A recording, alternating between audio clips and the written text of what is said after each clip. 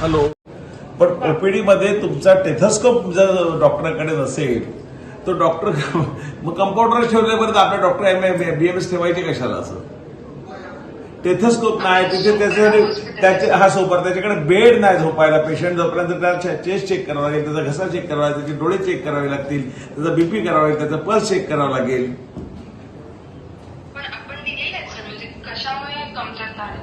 आता कशामुळे कमतरता आहे हे तुम्हाला माहिती.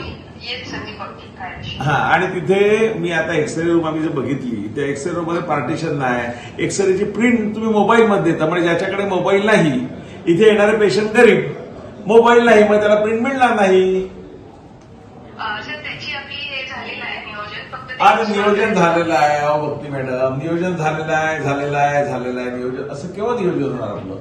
काय मुहूर्त कसला बघतो त्याच्यात? असं काय इथे टेथोस्कोप आणि डॉक्टरांची संख्या पण वाढवा. इथे पेशंट जर 150 येत असतील तर 1 मिनिटात एक पेशंट तुम्ही चेक करणार, कसं चालेल ते? असं कर्मचारी. आणि संध्याकाळी डॉक्टर ठेवा ना, संध्याकाळी 1-2 ठेवा.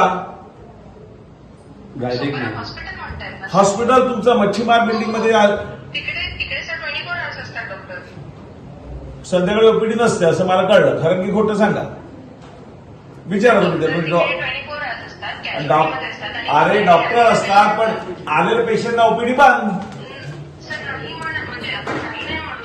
मग ओपीडी चालू आहे असं तुम्ही लिहा ना तिथे. ओपीडी चालू आहे 24 तास, 12 तास, 4 तास, बरोबर. आणि इथे हे टाका गायनॅक पण इथे नाहीये, गायनॅक नाहीये इथे. आणि हॅलो, मी पत्र देतो तुम्हाला, गायनॅक इथे नाही. एमडी मेडिसिन इथे आठवड्यातून 3दा देतात. एमडी मेडिसिन रेग्युलर ठेवा ना. डॉक्टरांची संख्या पण कमी आहे.